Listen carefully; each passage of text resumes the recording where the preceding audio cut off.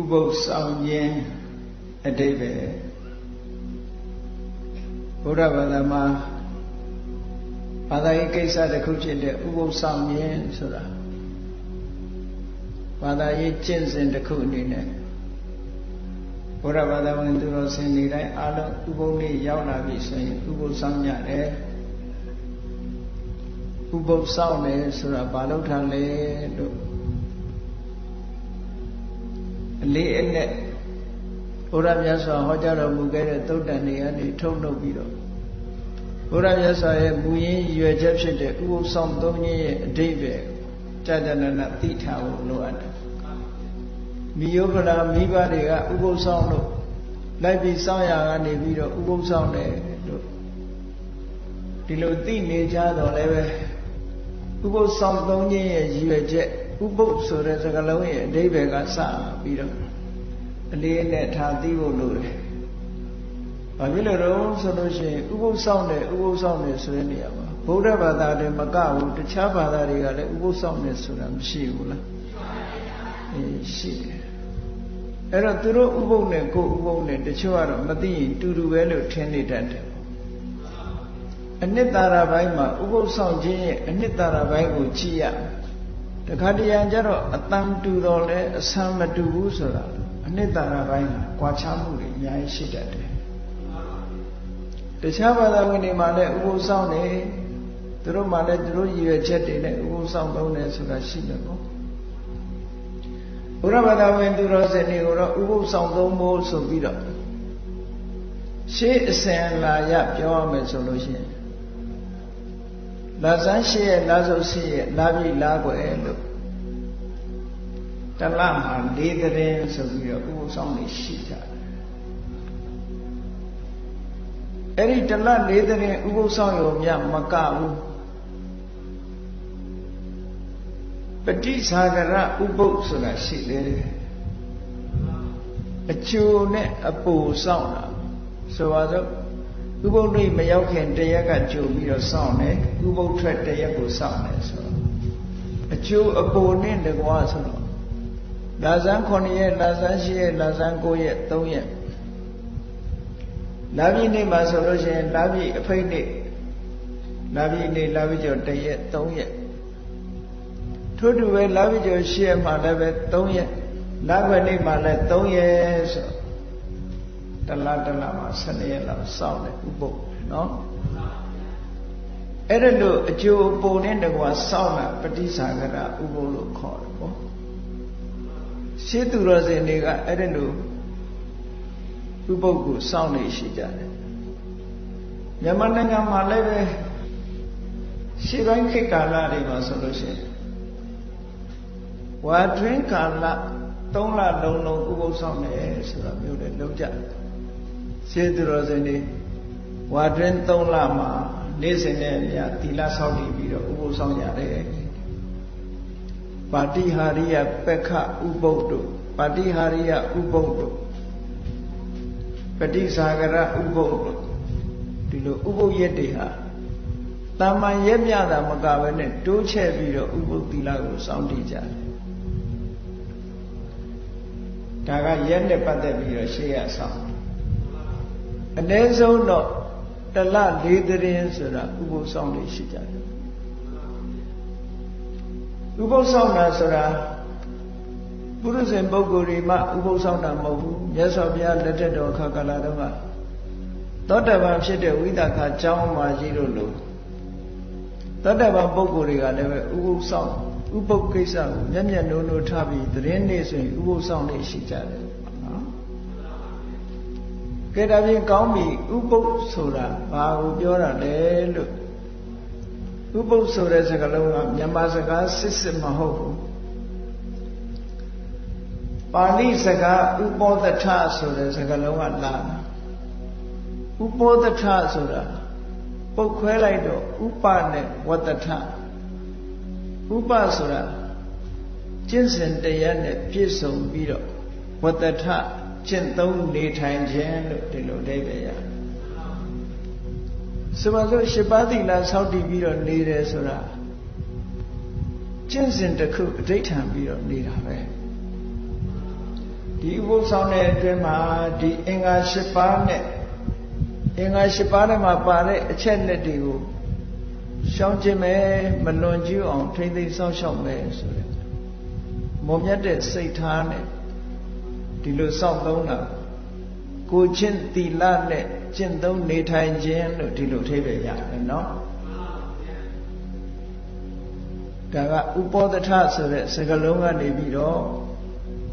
မြန်မာမှုပြုလိုက်တဲ့အခါကျတော့ဥပုပ်ဆိုတဲ့စကားလုံးကိုမှန်အောင်ရေးရမယ်ဆိုလို့အခရာဥပါဆောင်တစ်ချောင်းကင်းနဲ့တကလေးနောက်ကတတ်ပြီးတော့ရေးရတယ်ဥပုပ်ဒါဥပုပ်ဆောင်တယ်ဥပုပ်ဆိုတာကိုချင်းတရားတွေနဲ့နေတာကိုချင်းတရားတွေကိုချင်းသီလတွေကိုဥပုပ်စောင့်တယ်ဆိုတာအဲ့ဒီကိုချင်းသီလတွေကိုထိမ့်သိမ်းတာမကြိုးမပေါက်မပြောက်မကြားရအောင်ထိမ့်သိမ်းစောင့်ရှောက်တာလို့ဒီလိုအဓိပ္ပာယ်ရတယ်အဲ့တော့နေကလေးကမနေခင်ကလေးကရှစ်ပါးသီလကိုခံယူစောင့်တည်လိုက်ကြတယ်စောင့်တည်တယ်ဆိုတာဒီအတိုင်းလိုက်နာမယ်လို့စိတ်ကိုဒုံဒုံချပြီးတော့သတ်မှတ်တာပေါ့နော်ဒီကနေ့ဒီရက်မှာဆိုလို့ရှိရင်ဟောဒီအင်္ဂါ၈ပါးအတိုင်းဟောဒီစီကံချက်အတိုင်းငါလိုက်နာမယ်လို့ကိုစီကံချပြီးတော့ကိုယ်နှုတ်နှလုံးသုံးပါးချုပ်တီးပြီးတော့စောင့်စည်းတဲ့သဘောအဓိကအပြင်ကာယကံနဲ့ဝစီကံနှစ်ခုထိမ့်သိမ်းစောင့်ရှောက်တဲ့သဘော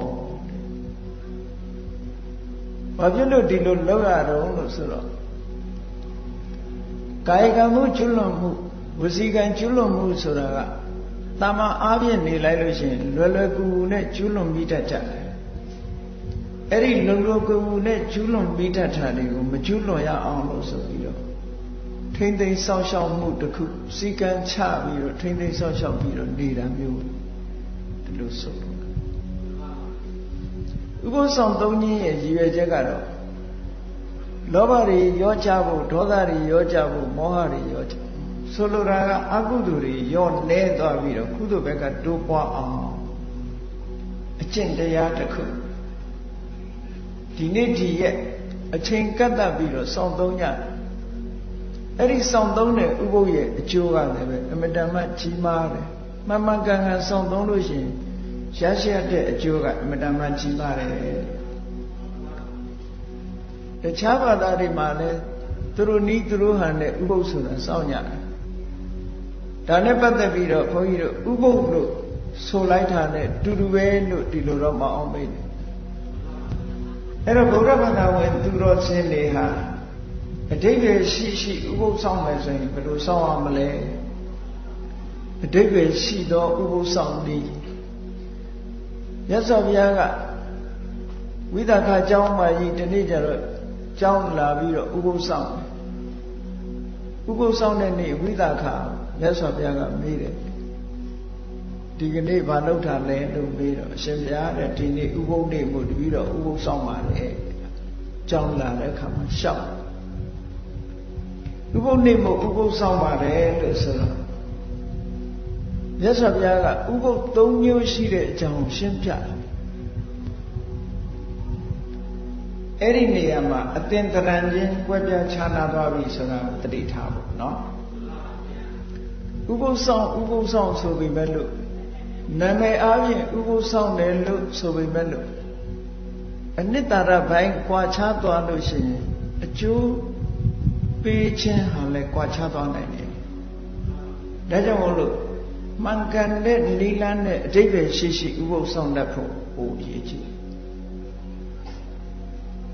မြန်မာလူမျိုးတွေဘုရားဘာသာဝင်တွေဟာဥပုသ်နေ့ဥပုသ်ဆောင်ရတယ်ဥပုသ်ဆောင်တယ်ဆိုတာလူတိုင်းလည်းကြားဘူးတယ်ဆောင်လည်းဆောင်ကြသို့သောဥပုသ်ဆောင်ခြင်းရဲ့အနှစ်သာရအဓိပ္ပာယ်ရှိသိဖို့မတန်မှအရေးကြီးပါတယ်။ဘာဖြစ်လို့လဲဥပုသ်ဆောင်တာဘာသာရေးလုပ်ငန်းတစ်ခုလို့ဖြစ်နေတယ်။အဲ့တော့မြတ်စွာဘုရားကဝိသခာကိုဥပုသ်၃မျိုးအကြောင်းရှင်းပြတယ်။နံပါတ်1ဥပုသ်ကနွားချောင်းသားရဲ့စိတ်ထားနဲ့နှိုင်းယှဉ်ပြီးတော့ပြောရတဲ့ဥပုသ်ဆောင်ပြီတဲ့အဲ့ဒါကတစ်ခု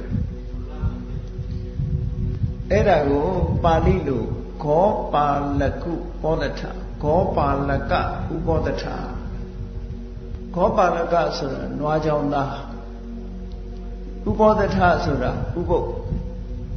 နွားချောင်းသားဥပုပ်ဆိုတာနွားချောင်းသားတွေစောင့်တဲ့ဥပုပ်ကိုပြောတာမဟုတ်ဘူး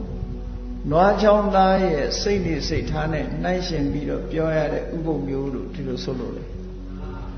အဲ့တော့ဥပုပ်တယ်တွေဟာဥပုပ်ဆောင်ပြီဆိုလို့ရှိရင်မှန်ကန်တဲ့စိတ်ထားရှိဖို့ကျင့်သုံးတဲ့အခါမှာဤစနစ်ကြားနာဖို့အမတန်မှအရေးကြီးတယ်ဆိုတော့ထင်ရှားတယ်ဥပုပ်ဆောင်တယ်လို့ဆိုပြီးတော့မှန်ကန်တဲ့ရည်ရွယ်ချက်တွေမပြည့်ဘူးအတိတ်ပဲမရှိဘူးဆိုလို့ရှိရင်ထိုဥပုပ်ဆောင်ခြင်းရဲ့အကျိုးဟာများစွာရမှာမဟုတ်ဘူးဒါကြောင့်မို့ဝိသခာကိုမြတ်စွာဘုရားရှင်းပြတဲ့နံပါတ်1ဥပုပ်ကနွားချောင်းသားရဲ့စိတ်ထားနဲ့နှိုင်းယှဉ်ပြီးတော့စောင့်နှိုင်းယှဉ်ရမယ့်ဥပုပ်မျိုးတဲ့ဥပုပ်ဆောင်ခြင်းမျိုးကတစ်ခုနောက်တစ်ခုကနိဂန္ထုပောဓထလို့ခေါ်တယ်နိဂန္ထဆိုတာဗုဒ္ဓလက်ထက်တော်ခါကာလတုန်းကဘာသာရေးတစ်ခုပေါ့ဒီကနေ့အိန္ဒိယခေတ်မှာဂျိန်းဘာသာဝင်လို့ခေါ်တယ်ဂျိန်းဘာသာလို့ခေါ်တယ်ဘုရားမြတ်စွာလက်ထက်တော်ကတော့ဂျိန်းလို့မခေါ်ဘူးနိဂန္ဓလို့ခေါ်တယ်အဲ့ဒီနိဂန္ဓယဟန်တွေကလမ်းညွှန်မှုပြုပြီးတော့စောင့်တဲ့နိဂန္ဓတွေရဲ့တရားဓမ္မတွေစောင့်တဲ့ဥပုပ်မျိုးတဲ့အဲ့ဒီဥပုပ်ကိုမြတ်စွာဘုရားထည့်ပြီးတော့ဟောတာရှိတယ်ဒါနဲ့တတိထားစရာဒီကနေ့ခေတ်မှာလည်းပဲအခြားဘာသာတွေမှာလည်းဥပုပ်တွေရှိကြတယ်နောက်တစ်ခုကအရိယုပောဓထမြင့်မြတ်တဲ့ပုဂ္ဂိုလ်တွေစောင့်သုံးတဲ့ဥပုပ်တဲ့ဟောဒီဥပုပ်ကဒါအဓိပ္ပာယ်ရှိတဲ့ဥပုပ်ဖြစ်ရမယ်အဲ့တော့ဘာသာရေးလုပ်ငန်းတစ်ခုကစနစ်တကျနီလမှန်မှန်ကန်ကန်လုပ်တတ်မှအကျိုးရှိတယ်ဘယ်ရာပဲဖြစ်ဖြစ်ဒါကမှန်ကန်တဲ့နီလနဲ့ကြိုးစားအထောက်မှအရာရာမှာအောင်မြင်တယ်အကျိုးရှိတယ်ဆိုတာလားသို့မဟုတ်လို့ရှိရင်ရည်မှန်းချက်အတိုင်းဖြစ်ချင်မှဖြစ်အေးကောင်းပြီနွားချုံသားစိတ်ထားနဲ့နှိုင်းယှဉ်ပြီးတော့ပြောရတဲ့ဥပုသ်ဆောင်နည်းဆိုတာဘယ်လိုဟာတော့ဘုရားဘာသာဝင်ပဲဖြစ်ဖြစ်ဘာဘာသာဝင်ပဲဖြစ်ဖြစ်အထူးအဖြင့်ဘုရားဘာသာဝင်တွေတရင်နေ့အခါကာလမှာရှစ်ပါးသီလစောင့်တည်ပြီးတော့ကျောင်းကံဖျားသွားပြီးတော့ဥပုသ်ဆောင်ကြတယ်အဲ့ဒီလိုဥပုသ်ဆောင်တဲ့အခါမှာမဆောင်ခင်ကလေးကဘာတွေလုပ်တာတချို့ဥပုသ်တွေရဲ့စိတ်ထားကိုပြောတာ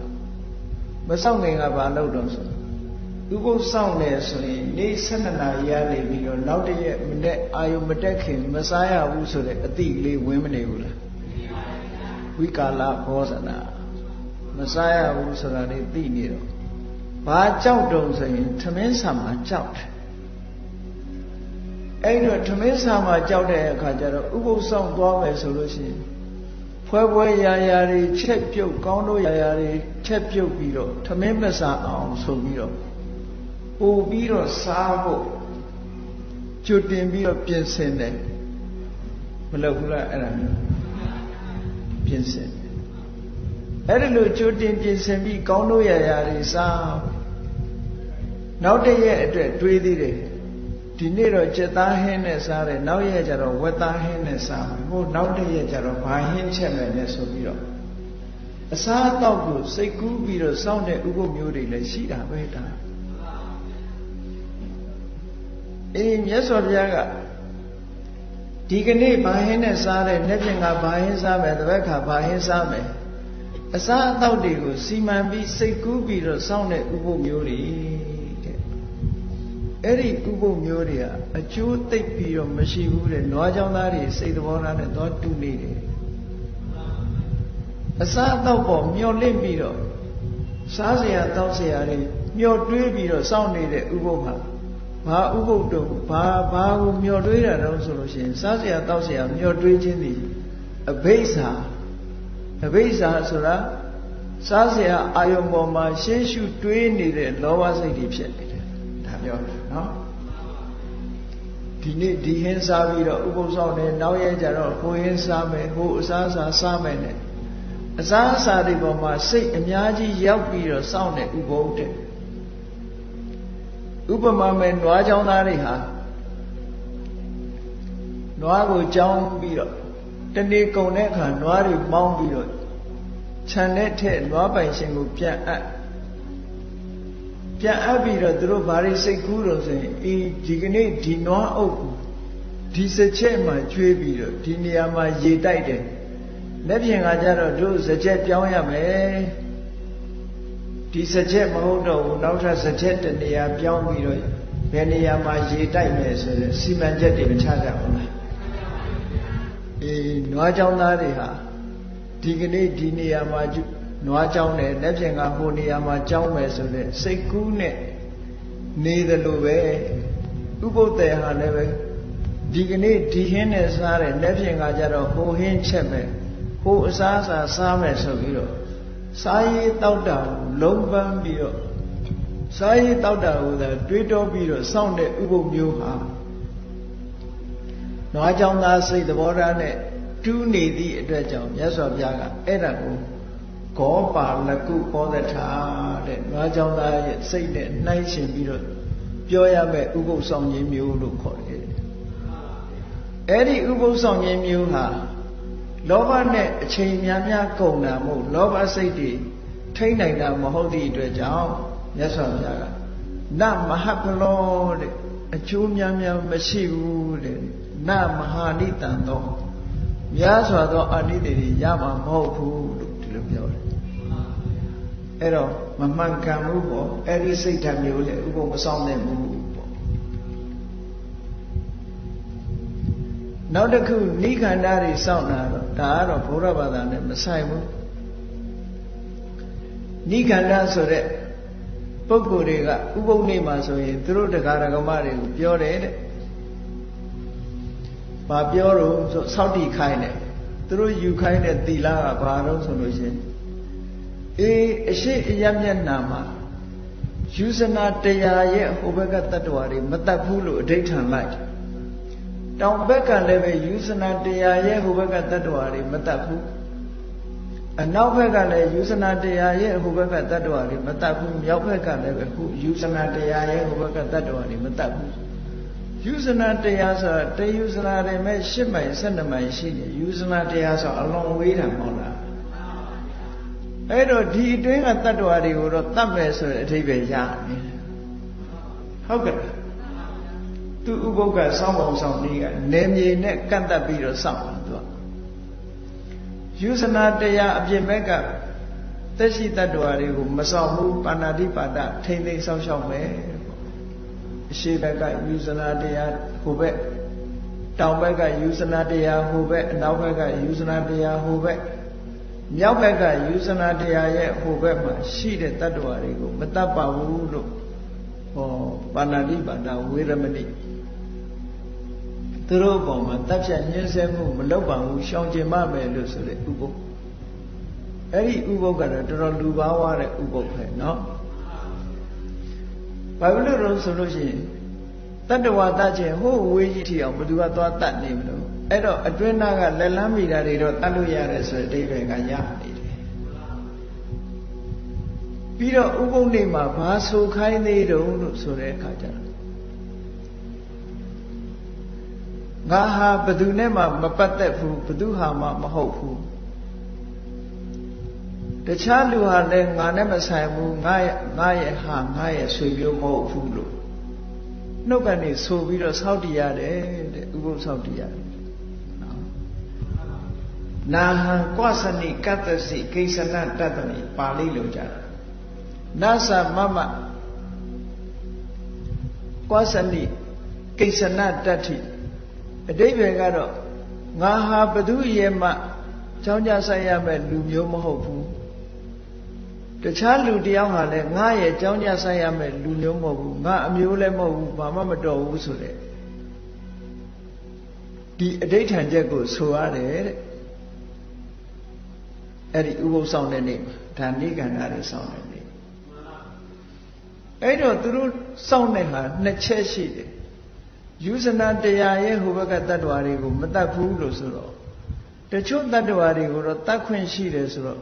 တနာရမဲ့တ attva ကရှိတယ်မတနာရမဲ့တ attva ရှိတယ်ဟောတတ်လို့ရတဲ့တ attva ရှိတယ်တတ်လို့မရဘူးဆိုတဲ့တ attva ရှိတယ်ဆိုတချို့တ attva တွေပေါ်မှာမေတ္တာကရုဏာထားပြီးတချို့တ attva တွေပေါ်မှာမေတ္တာကရုဏာမထားရမရောက်ပေဘူးလားရောက်သည့်အတွက်ကြောင့်သူတို့ဟာတ attva အချို့ပေါ်မှာမေတ္တာကရုဏာထားတယ်တ attva အချို့ပေါ်မှာမေတ္တာကရုဏာမထားဘူးလို့ဆိုကြတဲ့ကမမြတ်မတတဲ့မေတ္တာစိတ်နဲ့စောင့်တဲ့ကုသိုလ်ဖြစ်နေပြန်တယ်မမြတ်မတတဲ့စိတ်ဓာတ်နဲ့စောင့်နေဖြစ်နေလို့ရသော်ဘုရားကအကျိုးမရှိဘူးတဲ့အဲ့ဒီလိုစောင့်နေလို့နောက်တစ်ခုကငါကဘသူမှငါဟာဘသူရဲ့ဆွေမျိုးမှမဟုတ်ဘူးငါဟာဘသူမှကြောင်းကြဆက်ရမယ်ပုဂ္ဂိုလ်မဟုတ်ဘူးလို့ဆိုခိုင်းတယ်တခြားလူတယောက်ဟာလည်းငါနဲ့ဘာမှမသက်ဆိုင်ဘူးငါရဲ့ဆွေမျိုးမဟုတ်ဘူးပစ္စည်းဥစ္စာတွေလည်းငါဟာမဟုတ်ဘူးလို့ကြေညာခိုင်းအဲ့ဒီလိုကြေညာပြီးနောက်တည့်ရက်ကျသူမိသားစုတွေအားလုံးကလည်းပဲငါဒီဘယ်သူနဲ့မှမပတ်သက်ဘူးလို့ပါဇက်ကသာဆိုတာသူ့အမေကအမေပဲအဖေကအဖေပဲသားသမီးကသားသမီးပဲမဖြစ်ဘူးလားမိဘတွေကလည်းပဲဒါငါတို့သားပဲဒီလိုပဲမသိဘူးလားအဲ့ဒါကိုအတင်းလိန်ခိုင်းရရောက်တယ်တဲ့မြတ်စွာဘုရားမုဒ္ဒဝါဒကရှောင်ရမယ့်အစာမုဒ္ဒဝါဒဆိုခိုင်းတာနဲ့တူးနေတယ်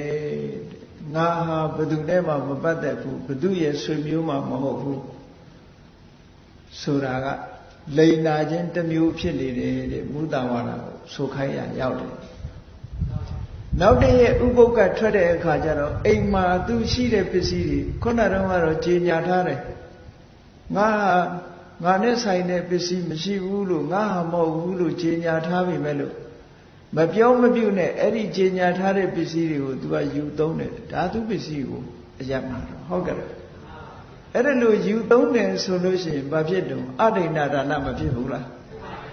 သူကြေညာထားတာငါဟာမဟုတ်ဘူးလို့ तू ကကြေညာထားတာအဲ့တော့ကြေညာထားတဲ့ပစ္စည်းကို तू ကနောက်တည့်ရက်မှာဘယ်သူမှမပြောဘဲနဲ့ယူပြီးတော့သုံးလို့ရှိရင်အဒိဏဒါနဖြစ်တယ်တဲ့ဟောလိန်နာမှုဘုဒ္ဓဝါဒလည်းဖြစ်တယ်မပေးတဲ့ပစ္စည်းကိုသုံးတာဖြစ်သောကြောင့်အဒိဏဒါနလည်းဖြစ်တယ်ဒါတွေကရှောင်ကျင်ရမယ့်အစားဒီအတိုင်းကျွလွန်မိရတာဖြစ်နေသည့်အတွက်ကြောင့်နိခန္ဓတွေစောင့်တဲ့ဥပုသ္ဟာရည်စရာလည်းကောင်းတယ်အကျိုးလည်းမရှိဘူးလို့မြတ်စွာဘုရားကဒီလိုဟောတယ်နော်အဲ့တော့လောကမှာဘာသာတရားတွေကဒီလိုပဲဥပုသ္ကိုအမျိုးမျိုးစောင့်ကြတယ်အမျိုးမျိုးစောင့်ကြတယ်ဥပုသ်နေ့တတ်မှတ်ပုံချင်းကလည်းတဦးနဲ့တဦးမတူဘူးဥပုသ်စောင့်တာချင်းလည်းမတူဘူးဘုရားမြတ်စွာရဲ့အရိယဥပောဒထလို့ခေါ်တဲ့သူတော်စင်တွေစောင့်သုံးတဲ့ဥပုသ်ကတော့အဲ့ဒါမျိုးမဟုတ်ဘူးတဲ့ဘယ်လိုဟာတော့ဆိုရင်ညှဉ်းနှွမ်းနေတဲ့စိတ်ကိုဖြူစင်အောင်ကြိုးစားမှုပဲဥပုသ်ဆောင်ရင်ညှဉ်းနှွမ်းနေတဲ့စိတ်တွေကိုဖြူစင်အောင်ကြိုးစားပေးဖို့လိုအပ်တယ်ဖြူစင်အောင်ကြိုးစားရတယ်ဥပုသ်ဆောင်နေအဲ့တော့အရိဥပောဒထဆိုတဲ့နေရာမှာစိတ်ကိုဖြူစင်အောင်လုပ်ရစိတ်ကိုဖြူစင်အောင်လုပ်ရရှစ်ပါးသီလဆောက်တည်လိုက်တယ်ပါဏာတိပါဒဝေရမဏိသိက္ခာပဒသမာဓိယရှစ်ပါးသီလဆောက်တည်အဲ့ဒီမှာဥပုသ္တေကဘယ်လိုနှလုံးသွင်းရမလဲလို့ဆိုလို့ရှိရင်ပါဏာတိပါဒဝေရမဏိသိက္ခာပဒသမာဓိယပဲသူ့အသက်ကိုတတ်ချင်းမှရှောင်ကျင်ပါတယ်ဆိုတဲ့နေရာမှာသူနှလုံးသွင်းရမှာကဘာလို့ဆိုရင်လောကမှာရှိတဲ့သူတော်စင်တွေယဟန္တာပုဂ္ဂိုလ်တွေဆိုတာသူတစ်ပါးအသက်ကိုတတ်ချင်းမှလုံးဝရှောင်ကြတယ်ရှောင်ယုံနေမကဘူးတတ္တဝါတွေကို ရိုက်ပုတ်ညှင်းဆဲကြောင်းဖြစ်တဲ့ဒုဒ္ဓဆတဲ့လက်နဲ့တောင်မထားဘူးပါဏာတိပါဒအမှုကိုရှက်ကြတယ်တဲ့တတ္တဝါတွေပေါ်မှာလဲတနာတယ်ကရုဏာထားတယ်မေတ္တာထားတယ်ဟောယဟနာပုဂ္ဂိုလ်ရဲ့စိတ်ထားအဲ့လိုရှိတယ်နော်ဥပုသ္တေတယောက်ကလည်းပါဏာတိပါဒဝေရမဏိသိက္ခာပရံသမာရိယာမိလို့ဆောက်တည်လိုက်လို့ရှိရင်ယဟနာရဲ့ပုဂ္ဂိုလ်ရဲ့စိတ်ထားမျိုးကိုထားတာပဲဒါတူတူပဲယဟနာပုဂ္ဂိုလ်တွေထားတဲ့စိတ်ဓာတ်မျိုးဒီကနေ့ငါထားရပေပြီလို့သူ့စိတ်ထဲမှာခြေနှက်မှုဝမ်းသာမှုကြည်နူးမှုတွေဖြစ်တယ်အဲ့ဒါလိုဖြစ်အောင်နှလုံးသွင်းရမယ်လို့ပြောတယ်နော်ဒါဘလောက်အဓိပ္ပာယ်ရှိတော့သူတော်စင်တွေဟာသူများတဲ့ကိုမတတ်ဘူးဒီကနေ့ငါသူတော်စင်တွေလှုပ်တဲ့အတိုင်းငါလိုက်ပြီးတော့ကျင့်သုံးမယ်သူများတဲ့ကိုမတတ်ဘူးဟောဒီလိုတစ်ခုစီတစ်ခုစီအဋိဏဒါနဝေရမဏိသိက္ခာပရံသမာရိယာမိသူတော်ဘာမပေးတဲ့ပစ္စည်းကိုပိုင်ရှင်မပေးတဲ့ပစ္စည်းကိုဤအမျိုးမျိုးနဲ့ရယူခြင်းဆိုတာငါမလုပ်ဘူးရှောင်ကျင်တယ်အေးလောကမှာရှိတဲ့ယဟန္တာလို့ခေါ်တဲ့သူတော်စင်ပုဂ္ဂိုလ်သူပုဂ္ဂိုလ်မြတ်တွေဟာလည်းပဲသူများပစ္စည်းကိုဘယ်တော့မှယူလို့မရှိကြဘူးတဲ့အဲ့ဒီပုဂ္ဂိုလ်တွေရဲ့အကျင့်တရားကိုဒီကနေ့ငါလိုက်နာပြီးတော့ကျင့်သုံးရတယ်လို့ဟောစိတ်ထဲမှာအာတက်တရောဖြစ်လာကြည်နူးလာတယ်ဝမ်းသာလာသူတော်ကောင်းရဲ့အကျင့်ကိုအတူယူပြီးတော့ကျင့်သုံးရတယ်ဆိုတော့ဒီအကျင့်ကြောင့်သူတော်ကောင်းဖြစ်တာဆိုတော့ကိုယ်တိုင်လည်းပဲဒီအကျင့်ကိုထာဝရမကျင့်နိုင်တော့မှပဲဒီကနေ့တည်းရဲ့ကျင့်လိုက်ရတယ်ဆိုတာယဟန္တာရဲ့ကျင့်တဲ့အဆင့်မျိုးကိုတို့တွေကျင့်ရပြီလို့ဆိုဝမ်းသာစရာမကောင်းဘူးလားအဲ့ဒီလိုစိတ်ဓာတ်မျိုးနဲ့တွေးပြီးတော့ဥပုသ်ဆောင်အောင်မယ်ထို့တူပဲအဗျမ္မစရိယဝေရမဏိသိက္ခာပရံသမာရိယယဟနာပုဂ္ဂိုလ်တွေဟာမမြတ်သောမေထုံအကျင့်ဆိုတာကိုရသက်ပံရှောင်ကျင်ကြတယ်ထိုယဟနာပုဂ္ဂိုလ်တွေရှောင်ကျင်တယ်လို့ငါကလည်းပဲဒီကနေ့ဒီရက်မှာရှောင်ကျင်လိုက်ရပေသည်ဟောစိတ်ထဲမှာဝမ်းသာတဲ့စိတ်ပဲယဟနာပုဂ္ဂိုလ်တွေကိုအတုလိုက်ပြီးတော့ကျင့်သုံးတယ်တစ်ခုချင်းတစ်ခုချင်းသိက္ခာပုဒ်တွေမုသဝါဒဝေရမဏိသိက္ခာပရံသမာရိယာမိယဟနာပုဂ္ဂိုလ်တွေဟာဘယ်တော့မှလိမ်ပြောလေးမရှိဘူးမုသဝါဒကရှောင်ကျင်ကြတယ်ဒီကနေ့ငါလည်းပဲမုသဝါဒကရှောင်ကျင်ရပေပြီယဟန္တာပုဂ္ဂိုလ်တွေကိုအတူယူပြီးတော့ကျင့်သုံးရတယ်လို့စိတ်ထဲမှာအာရဝန္တာဖြစ်ရစိတ်ထဲမှာကြည်နူးထို့တူပဲသူရမေရယမေဇပမာဒဌာနဝေရမဏိသိက္ခာပရံသမာရိယာမိဆိုပြီးတော့ဆောက်တည်လိုက်ယဟနာအရှင်မြတ်များသည်ဘယ်တော့မှမူရည်စေဝါသုံးစွဲတာမျိုးမရှိဘူးတဲ့ငါလည်းပဲဒီကနေ့ယဟနာပုဂ္ဂိုလ်တွေကျင့်တဲ့အကျင့်မျိုးကိုလိုက်နာပြီးတော့ကျင့်သုံးရပြီလို့စိတ်ထဲမှာဝမ်းသာကြည်နူးဟောယဟန္တာလေးဆိုအမတန်မြင့်မြတ်တဲ့ပုဂ္ဂိုလ်တွေရဲ့အကျင့်မျိုးကိုလိုက်ပြီးတော့ကျင့်ရတယ်ဆိုလည်းတဲ့အဆင့်တန်းမှမဟုတ်ပဲနဲ့ဟုတ်ကဲ့ကိုကျင့်တရားအားဖြင့်ကိုယ့်ကိုမြင့်တင်ပြီးတော့အဲ့ဒီလိုစောင့်သုံးရမယ်တဲ့ဒီဥပုသ်ဆောင်တဲ့အခါနောက်တစ်ခါဝိကာလဘောဇနာဝေရမဏိသိက္ခာပရံသမာရိယာမိဆိုလိုက်တဲ့အခါယဟန္တာအရှင်မြတ်များဟာနတ်နဲ့တစ်ချိန်သာဖုံးမေးသုံးဆောင်တော်မူကြတယ်မွန်းလွဲတဲ့အချိန်မှလည်းမဖုံးမေးဘူးညနေစာလည်းမချင်ဖုံးမေးဘူးညစာလည်းမဖုံးမေးဘူးနတ်နဲ့ပိုင်းတစ်ချိန်သာဖုံးမေးတော်မူကြတယ်ငါလည်းပဲဒီကနေ့ယဟန္တာပုဂ္ဂိုလ်ရဲ့အကျင့်ကိုလိုက်ပြီးတော့ကျင့်သုံးရတယ်စိတ်ထဲမှာဝမ်းသာအဲ့တော့ဘုရားဘာသာကညနေမစားဘူးလို့ဆိုတာတက်တက်အငတ်ခန္ဓာမဟုတ်ဘူးနော်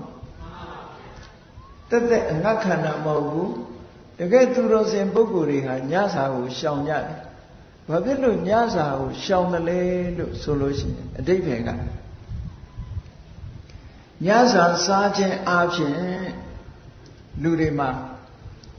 အစာဝလာတဲ့အခါမှာအိတ်ချင်ထိုင်ပိုင်မှုတွေပို့ပြီးတော့မများဘူးလားများတယ်တန်ဖိုးရှိတဲ့ညအခါမှာဖိုင်လေးလေးနဲ့အိတ်ဖို့ပဲကြိုးစားတော့မှာပေါ့အေးသူတော်စင်သူတော်မြတ်များကညအခါဟာသိတန်ဖိုးရှိတယ်လို့ယူဆကြတယ်ဒါကြောင့်မို့လို့ အဲ့အနေနဲ့အောင်လဲညစာကိုမစားပဲနဲ့မနန်နဲ့စားပဲစားတယ်နောက်တစ်ခုကညစာစားမယ်ညစာစားမယ်ညနေစာစားမယ်ဆိုလို့ရှိရင်ဝေယဝိဇ္ဇတွေရောမလုပ်ရဘူးလားချက်ရမယ်ပြုတ်ရမယ်ဓမင်းပွဲပြင်ရမယ်ဆင်ရမယ်ဆိုတဲ့ဝေယဝိဇ္ဇမချက်ပါဘူးဆိုင်သွားမယ်ဆိုလည်းသွားရသေးတာပဲဟုတ်ကဲ့စားပြီးပြီဆိုတာနဲ့ဗိုက်လေးသွားပြီလေဗိုက်လေးသွားရင်အိပ်ဖို့ပဲစဉ်းစားတော့မှာပဲတန်ဖိုးရှိပြီးတော့တိတ်ဆိတ်ငြိမ်သက်တဲ့ညချမ်းလေးကိုအချိန်ဖြုံးပစ်ဖို့ပဲရှိတယ်တဲ့ကာမဂုဏ်အာယုစိတ်တွေလောဘတွေနဲ့အိတ်လိုက်ကြပြီသူတို့စဉ်သူတို့မျက်တွေကတော့အဲ့လိုမဟုတ်ဘူးသူတို့ပြောတာနတ္တဝသုပိတုံဟောတိရတ္တိနက္ခတ္တမာလိနိညအခါမှာဆိုတာကောင်းကင်ကိုမော့ကြည့်လိုက်လို့ရှိရင်အမတန်မှကြည်နူးစရာကောင်းတယ်ကောင်းကင်မှာလတို့နက္ခတ်တို့ကျေတရားတွေရှိမနေဘူးလားနေအခါမှာကြည့်မယ်ဆိုလို့ရှိရင်နေကြီးကလွဲလို့တခြားမမြင်ရဘူးညမှာကျတော့အလွန်လှပတဲ့နက္ခတ်တွေဟိုနားကဝင်းဝင်းလက်လက်ဒီနားကဝင်းဝင်းလက်လက်နဲ့အလွန်လှတဲ့ညအခါကိုလူတွေကအိပ်ပြီးတော့ဖြတ်ကျော်ပလိုက်ကြတယ်မေ့ထားလိုက်ကြတယ်ညရဲ့အလှကိုလူတွေမသိကြဘူးတဲ့နော်အများစုကလူတွေမသိကြဘူးဒါကြောင့်မို့လို့သူတော်စင်သူတော်မြတ်တွေကနတ္တဝသုပိတုံဟောတိရတ္တိနက္ခတ္တမာလိနိညဆိုတာတဲ့နက္ခပန်းနေတဲ့ဆန်းတဲ့အလွန်လှတဲ့ညအခါဆိုတာအိပ်ဖို့မဟုတ်ဘူးတဲ့ပฏิစခိတုမေဝေတာညဆိုတာကကိုယ့်ရဲ့ကိုထိမ့်သိမ်းဆောင်းလျှောက်ပြီးတော့အကုသိုလ်တရားတွေကင်းအောင်ကိလေသာတရားတွေကလွတ်မြောက်အောင်ကြိုးစားဖို့ကောင်းတဲ့အချိန်ဖြစ်ပါလေ။ဘာဖြစ်လို့လဲဆိုတော့ညဆိုတော့ရာသီဥတုကလည်းအေးချမ်းတယ်နေလို့မပူအေးမြတယ်ဒီအခါမှာတော့လူသံတွေငှက်တံတွေဆူညံနေတာမရှိဘူးညအခါဆိုတော့တိတ်ဆိတ်တယ်ဟုတ်ကလားတိတ်ဆိတ်ငြိမ်သက်ပြီးတော့အေးချမ်းပြီးတန်ဖိုးရှိတဲ့အချိန်ကြီးတစ်ခုအိပ်ပြီးတော့ဖြတ်ကျော်ပြစ်လိုက်တာအစာစားထားလို့ဒါကြောင့်မို့လို့ညကိုမစားရဘူးဆိုတာဝိကာရဘောဇနာတန်ဖိုးရှိတဲ့ညရဲ့တန်ဖိုးရှိအောင်နေနိုင်အောင်လို့ရည်ရွယ်တဲ့ကိစ္စတစ်ခုပဲเนาะဒါကြောင့်မို့လို့ယဟန္တာပုဂ္ဂိုလ်တွေဟာညအခါမှာသုံးဆောင်ခြင်းမရှိကြဘူးမွန်လွဲတဲ့အချိန်မှာသုံးဆောင်ခြင်းမရှိကြဘူးငါလည်းပဲဒီကနေ့ယဟန္တာပုဂ္ဂိုလ်ရဲ့အကျင့်တိုင်းလိုက်နာကျင့်သုံးရပြီလို့စိတ်ထဲမှာဝမ်းသာချီးလူပြီးစောင့်နိစ္စဂိတဆိုတာလည်းပဲကြည့်လိုက်အောင်နိစ္စဆိုတာကိုယ်တိုင်ကတယ်သူများကိုကပြတယ်သူများကတာကိုကြည့်တယ်ဒါတွေကစဉ်းစားကြည့်လိုက်မယ်ဆိုလို့ရှိရင်တက်တက်ပျော်ဖို့ပဲမဟုတ်လားကိုယ်ကပြတာလည်းပဲကိုကတာကိုသူများတွေသဘောကျစေခြင်းနဲ့သူများကတာကိုကြည့်ပြီးတော့လည်းကိုယ်ကသဘောကျခြင်းနဲ့ဘာတွေဖြစ်တာတော့လောဘတွေပဲဖြစ်တာနော်ဂီတဆိုလို့ရှိရင်လည်းကိုယ်ကသာသာယာယာနဲ့အတန်လေးနဲ့တခြင်းဆိုပြတယ်သို့မဟုတ်သူများဆိုထားတဲ့တခြင်းကိုနားထောင်တယ်ဒါလည်းပဲအာယုံရတာကိုခံစားတဲ့လောဘတွေပဲဖြစ်တာပဲเนาะဝါဒိတကိုယ်တိုင်တီးတယ်ဒုရိယာတွေကိုကိုယ်တိုင်တီးတယ်သို့မဟုတ်သူများတီးတာကိုနားထောင်နိစ္စဂီတဝါရိတဝိတုကဓသနာတရားဓမ္မရဲ့ဆန့်ကျင်ဘက်သာသနာတော်ရဲ့ဆန့်ကျင်ဘက်သာသနာတော်ရဲ့ဆန့်ကျင်ဘက်ဆိုတာဘာလို့ဆိုရင်မြတ်စွာဘုရားကအကုသိုလ်ဆိုတာမဖြစ်စေနဲ့ကုသိုလ်ကိုဖြစ်အောင်လုပ်ဆိုတော့အကုသိုလ်မဖြစ်စေနဲ့ဆိုတဲ့မြတ်စွာဘုရားရဲ့အဆုံးအမနဲ့မဆန့်ကျင်ဘူးလားအဲ့ဒါကြောင့်မို့လို့ဝိသုကတသနာလို့ပြောတာနော်တချို့ကပွဲကြိုက်တဲ့လူကပြောသေးတယ်ကြည်တတ်ရင်ဘာဝနာမကြည်တတ်ကတဏှာဆိုပြီးတော့နေသူတို့ဘာဝနာဖြစ်အောင်ကြည်တယ်လို့ဒီလိုချမ်းခံပြီးတော့ပြောတဲ့လူကရှိသေးတယ်နော်သို့တော့ကြည်တယ်ဆိုရင်ဘယ်လိုစိတ်ဖြစ်တယ်ဆိုတာကိုယ့်အကိုအသိဆုံးပဲအဲ့ဒါတွေကိုမကြည့်ဘူး တဲ့လူရဲ့စိတ်ကိုတွေးဝေမိန်မောစေတတ်တဲ့အရာတွေကိုကြည့်ရှုခြင်းနားထောင်ခြင်းဒါတွေကနေရှောင်ကျင်လိုက်တယ်ဆိုဩယဟန္တာပုဂ္ဂိုလ်တွေရှောင်ကျင်တဲ့အတိုင်းငါလည်းပဲဒီကနေ့တန်ဖိုးရှိတဲ့အချိန်ကိုတန်ဖိုးရှိကောင်းတဲ့အရာတွေနဲ့အချိန်ကုန်ဖို့ကြိုးစားရတယ်လို့စိတ်ထဲမှာဟောတယ်လို့တွေးတော်ဆင်ခြင်ရမယ်နောက်တစ်ခုကမာလာခန္ဓာဝိလိပနဓာရဏမန္တနဝိဘုဒနာဌာနာကြည်ပန်းပန်တယ်ဆိုတာကိုအလှဆင်တာသို့မဟုတ်သူများမြင်လို့ရှင်လေကိုယ်တတ်မဲ့အောင်လုပ်တာကိုလည်းတတ်မဲ့စေတယ်သူတစ်ပါးကိုလည်းကိုလည်းတတ်မဲ့အောင်လုပ်တယ်သူတစ်ပါးကိုလည်းတတ်မဲ့စေတယ်နန္တာရီလိမ့်ချလိုက်သည့်အတွက်ကြောင့်ကိုကလည်းအနံ့ပေါ်မှာကြိုက်တယ်သူများကအနံ့ရရင်လည်းပဲလောဘဖြစ်စေတယ်မိတ်ကတ်တို့ပေါင်တာတို့လိမ့်တဲ့အခါမှာလည်းကိုตาယာပြီးတော့လောဘဖြစ်စေတယ်သူတစ်ပါးကမြင်လည်းလောဘဖြစ်စေတယ်ဆိုတော့ကြည့်ဒါတွေလည်းအကုသိုလ်ဖြစ်စေတဲ့အရာတွေကြီးပဲမဟုတ်လားတာမန်နေ့စဉ်မှာမရှောင်နိုင်ပေမဲ့လို့ဥပုသ်ဆောင်တဲ့နေ့မှာဒါတွေကိုဖယ်ရှားပစ်လိုက်တယ်ဆိုတဲ့အဓိပ္ပာယ်နဲ့မာလာခန္ဓာဝိလိပနဓာရဏမန္တနဝိပုဒနာဌာနာဝေရမဏိဆိုပြီးတော့ယဟန္တာပုဂ္ဂိုလ်တွေဟာရာသက်ပံမိမိကိုယ်လှအောင်ပအောင်တသဆင်နာမလုပ်ဘူးသူတစ်ပါးတွေတတ်မဲ့အောင်မလုပ်ဘူးပုံမှန်တိုင်းကိုတန်တန်ပြန့်ပြန့်ကလေးနေတာပဲရှိတယ်တမင်လှုပ်တာမျိုးမလုပ်ဘူးလူဆိုတာတန်တန်ပြန့်ပြန့်တော့နေရတာပေါ့ရေမိုးချိုးပြီးတော့တန်တန်ပြန့်ပြန့်နေရမယ်တန်တန်ပြန့်ပြန့်နေတာတဲ့ပိုသွားပြီဆိုလို့ရှိရင်တတ်မဲ့အောင်လှုပ်တာပဲဟုတ်ကဲ့တန်တန်ပြန့်ပြန့်နေုံအနံ့အသက်ပြောင်းယုံလှုပ်တာဒါကတော့လှုပ်တဲ့ကိစ္စတစ်ခုဘာဖြစ်လို့တော့ဆိုလို့ရှိရင်လူရဲ့ခန္ဓာကိုယ်ကမတင့်တယ်ယွန်စပွဲဖြစ်တဲ့အရာဖြစ်တယ်အဲ့ဒီမတင့်မတဲ့ယွန်စပွဲဖြစ်တဲ့အရာကိုပျောက်ယုံမြရေမိုးချိုးတယ်ဒီလိုလုပ်တယ်တန်တန်ပြန့်ပြန့်နေတယ်ဒါကရိုးရလုပ်တာအဲ့ဒီတန်ပြန့်မှုတွေပို့ပြီးတော့လှအောင်ပြင်တာတို့ကြတော့ဟောလောဘပါလာပြီပေါ့လောဘပါလာပြီသဝိရာဂလို့ခေါ်တဲ့အရေးပေါ်မှာတတ်မဲ့တဲ့စိတ်တွေအစင်းတရံပေါ်မှာတတ်မဲ့တဲ့စိတ်တွေအလှပြင်းတဲ့ပေါ်မှာတတ်မဲ့တဲ့စိတ်တွေအဲ့ဒီစိတ်တွေနဲ့လှုပ်တာဖြစ်တော့လောဘတွေတိုးပွားပြီးတော့မလာဘူးလားမိမိကိုယ်တိုင်လည်းလောဘတွေတိုးပွားလာတယ်သူတစ်ပါးကိုလည်းပဲလောဘတွေတိုးပွားစေတယ်ဆိုတော့ကုသိုလ်တွေတိုးတာလားအကုသိုလ်တွေတိုးတာလားအကုသိုလ်တိုးတဲ့အလုပ်ဆိုလို့ရှိရင်မကောင်းတဲ့အလုပ်လို့ဒီလိုသတ်မှတ်ရဒါကြောင့်မို့ဥပုသ်ဆောင်တဲ့နေ့မှာအဲ့ဒီလိုမဖြစ်ရအောင်လို့ထိသိမ်းဆောက်ရှောက်တယ်ယဟန္တာပုဂ္ဂိုလ်တွေဟာအခုကဲ့သို့ကိုယ့်ကိုအလှပြင်းခြင်းဆိုတာမျိုးတွေကိုလုပ်တော်မမူကြဘူးငါလည်းပဲဒီကနေ့ယဟန္တာပုဂ္ဂိုလ်တွေလို့လိုက်နာကျင့်သုံးရပြီလို့စိတ်ထဲမှာဝမ်းမြောက်ကြည်နူးမှုနဲ့နေရမယ်လို့ဒီလိုဆိုလို့ဒီနောက်တစ်ခုကဥစ္စာတေယနာမဟာတေယနာဆိုခန္ဓာကြီးကျယ်တဲ့နေရာကြီးတွေပေါ့ခန္ဓာကြီးကျယ်တဲ့နေရာဥစ္စာတေယနာဆိုတာ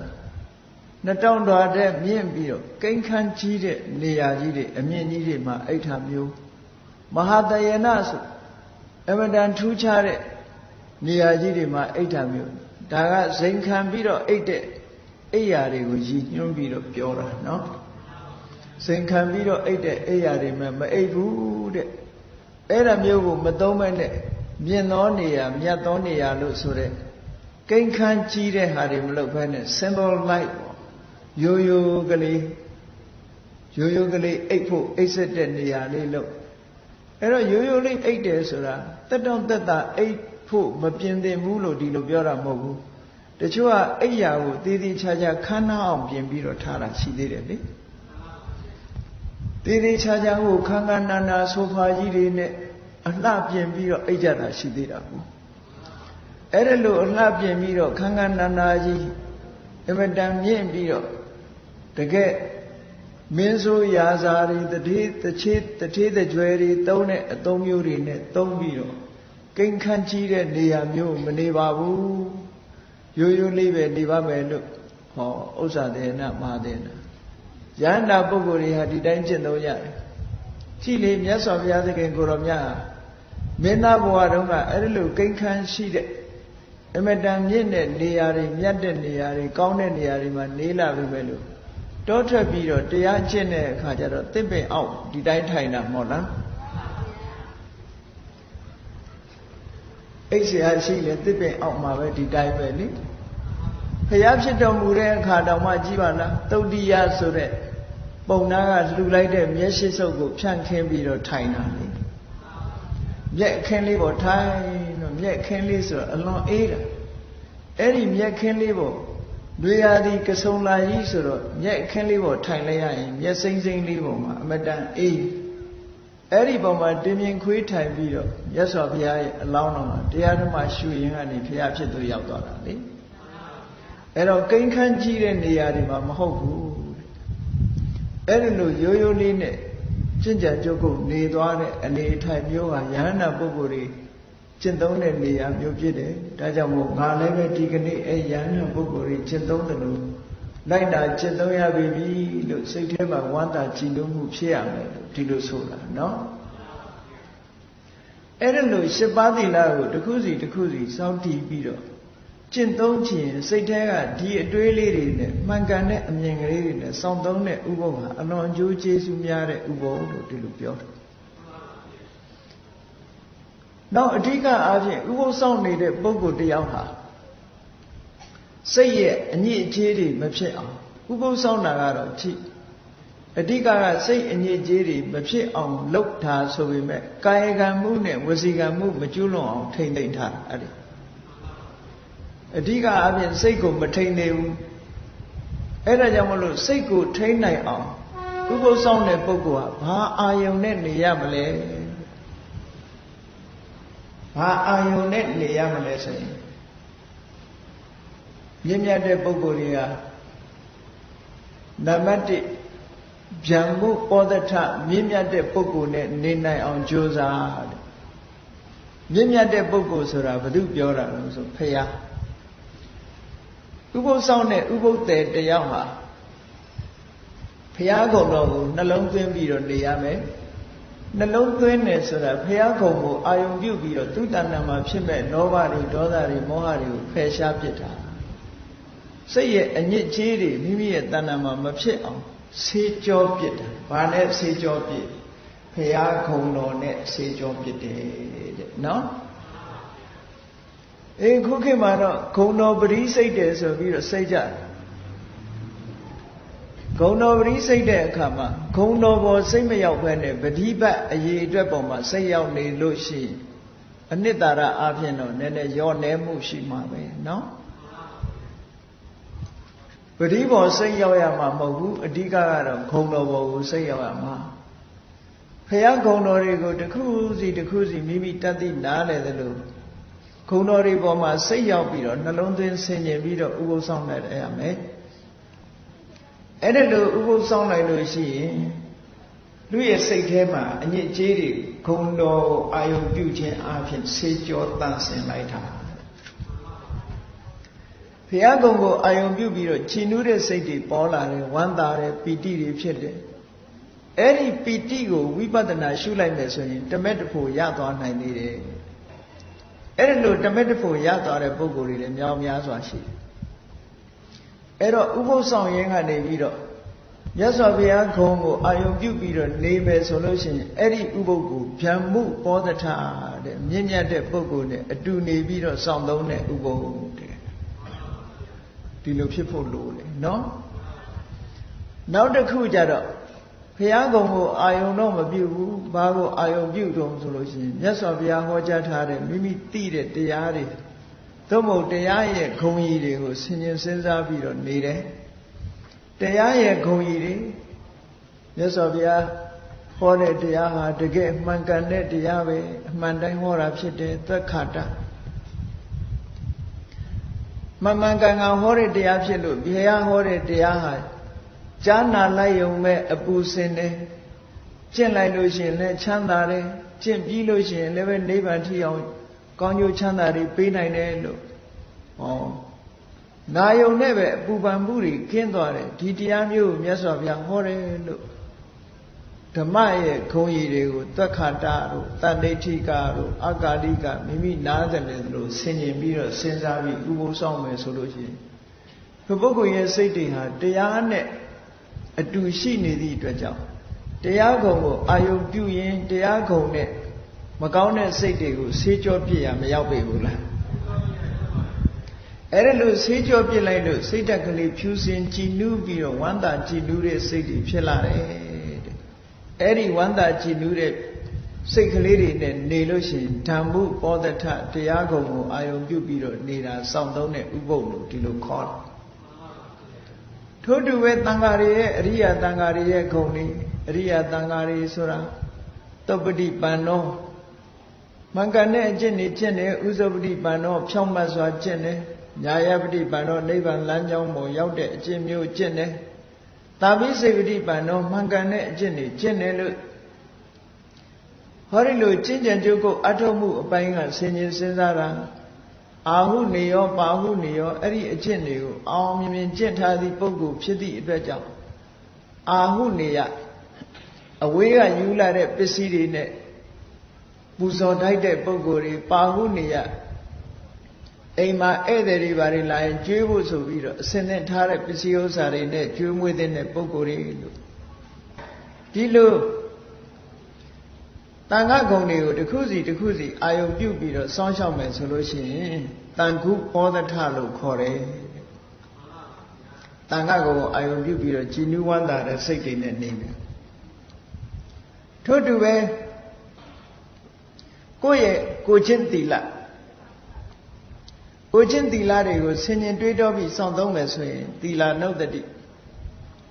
ကိုယ့်ရဲ့သီလဂုဏ်ကိုအာယုပြုပြီးတော့စောင့်သုံးတာလည်းပဲထို့တူပဲသီလကိုအာယုပြုပြီးတော့ကိုယ့်ရဲ့စိတ်အငြိကြေးတွေကိုဆေးကြောပြစ်တယ်နောက်တစ်ခုကဒေဝတာနုဿတိဆိုတာနတ်တွေကိုတတိယတာကိုပြောတာမဟုတ်ဘူးဒေဝတာနုဿတိကနတ်တွေကိုနှိုင်းရှင်စရာပြုပြီးတော့ဆင်ញင်တာဘယ်လိုဆင်ញင်တော့ဆိုရင်ကောင်းရတုဂတိရောက်သွားကြတဲ့နတ်တွေဟာအခုငါမှာသရတရားရှိတယ်အဲ့ဒီသရတရားမျိုးရှိသည့်အတွက်ကြောင့်သူတို့နတ်ပြည်ရောက်ကြတာငါမှာလည်းပဲဒီသရတရားတွေအခုဖြစ်နေပါလားလို့ဒီလိုတွေးတာဟုတ်ကဲ့လားသီလရှိလို့နတ်ဘဝရောက်သွားကြတာငါမှာလည်းအဲ့ဒီသီလတွေအခုရှိတယ်တတ္တာသီလအကြမြင်ဘုဒ္ဓတာတွေရှိလို့နတ်ပြည်ရောက်သွားကြတယ်ငါမှလည်းပဲအဲ့ဒီအကြမြင်တွေရှိတယ်စွန့်ကြဲမှုတွေရှိသည့်အတွက်ကြောင့်နတ်ပြည်ကိုရောက်သွားကြတယ်ငါမှလည်းပဲစွန့်ကြဲမှုဆိုတဲ့ဂုဏ်တွေရှိတယ်အသိပညာရှိသည့်အတွက်ကြောင့်နတ်ပြည်ကိုရောက်သွားကြတယ်ငါမှလည်းပဲအဲ့ဒီအသိပညာတွေရှိတယ်လို့နတ်တွေရဲ့ဂုဏ်အကြီးတွေကိုစဉ်းစားပြီးတော့ကိုယ်မှာရှိတဲ့ဂုဏ်တွေနဲ့နှိုင်းယှဉ်ပြီးတော့ကြည်နူးဝမ်းသာတဲ့စိတ်ကလေးဖြစ်တယ်ဟုတ်ကဲ့လားအဲ့ဒါလို့ကြည်နူးဝမ်းသာတဲ့စိတ်ကလေးနဲ့ကိုယ့်ရဲ့စိတ်ထဲမှာရှိတဲ့အညစ်အကြေးတွေကိုဆေးကြောပြစ်တယ်အဲ့ဒါဟာဒေဝတုပောဒထလို့ခေါ်တယ်အဲ့ဒါလို့ဥပုပ်ကိုစောင့်သုံးရမယ်လို့မြတ်စွာဘုရားကဟောကြားတယ်အဲ့ဒါလို့ဟောကြားပြီးတော့ဒီလိုစောင့်သုံးလိုက်တဲ့ဥပုပ်ရဲ့အကျိုးကျေးဇူးဟာဘယ်လောက်များသလဲလို့ဆိုလို့ရှိရင်အမတန်မှအကျိုးကျေးဇူးများတယ်တဲ့ဘုရားကနားလည်အောင်ဘယ်လိုဟောတော့ဆိုကမ္ဘာလောကကြီးအတွင်းမှာရှိတဲ့ယရနာတွေနော်အဖိုးတန်ယရနာတွေကိုစုလိုက်အဲ့ဒီအဖိုးတန်ယရနာတွေရဲ့တန်ဖိုးနဲ့တစ်ချိန်တစ်ခါစောင့်လိုက်ရတဲ့အခုလိုမွန်မြတ်တဲ့စီးစနစ်ကြတဲ့ဥပုပ်အဓိပ္ပာယ်ရှိစောင့်လိုက်တဲ့ဥပုပ်ရဲ့တန်ဖိုးနဲ့နှိုင်းယှဉ်ကြည့်လိုက်မယ်ဆိုလို့ရှိရင်တဲ့ယရနာတွေရဲ့တန်ဖိုးဟာဥပုပ်တစ်ခါစောင့်ရတဲ့ကုသိုလ်တန်ဖိုးရဲ့16ပုံတစ်ပုံတော့မရှိဘူးလို့ပြောတာနော်။ဘာဖြစ်လို့ဒီလိုပြောရတော့လို့ဆိုလို့ရှိရင်ဥပုပ်တစ်ချိန်တစ်ခါစောင့်လိုက်လို့ရှိရင်လူစည်းစိမ်မပြောနဲ့နတ်စည်းစိမ်နတ်ချမ်းသာတွေကိုပေးနိုင်တယ်။ဟောနတ်ချမ်းသာတွေဆိုတာအဲ့ဒီယရနာတွေရဲ့တန်ဖိုးတွေကြီးတယ်ဟုတ်ကဲ့လား။ဥပုပ်ကလေးတစ်ခါစောင့်လိုက်တာနဲ့ဒီပုဂ္ဂိုလ်ဟာလူချမ်းသာတဲ့တာလွန်နဲ့နတ်ချမ်းသာလူချမ်းသာဆိုတာ နတ်ချမ်းသာနဲ့နှိုင်းရှင်လိုက်လို့ရှိရင်ဘာမှမပြောပါတော့ဘူးချမ်းသာဒုက္ခလို့တော့မဆိုနိုင်တော့ဘာဖြစ်လို့တော့ဆိုတော့စဉ်းစားကြည့်လေ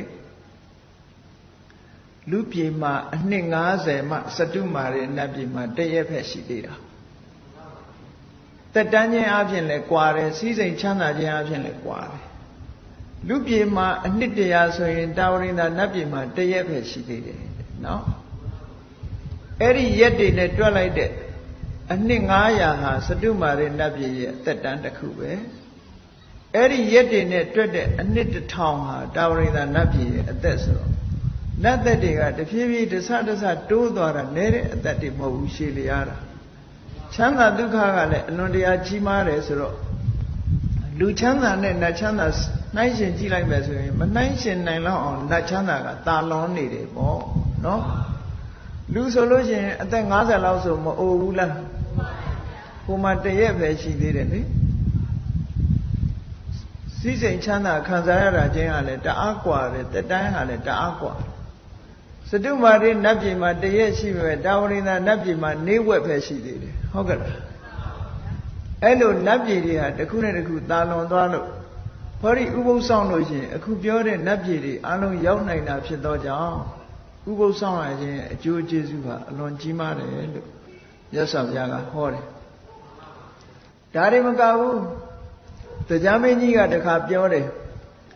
အေးလူလောကမှာရှိတဲ့ပုဂ္ဂိုလ်တွေလာဆန်းရှိရဲ့လာဆိုရှိရဲ့လာပြီးလာွယ်မှာဥပုသ်ဆောင်ကြမယ်ဆိုလို့ရှိရင်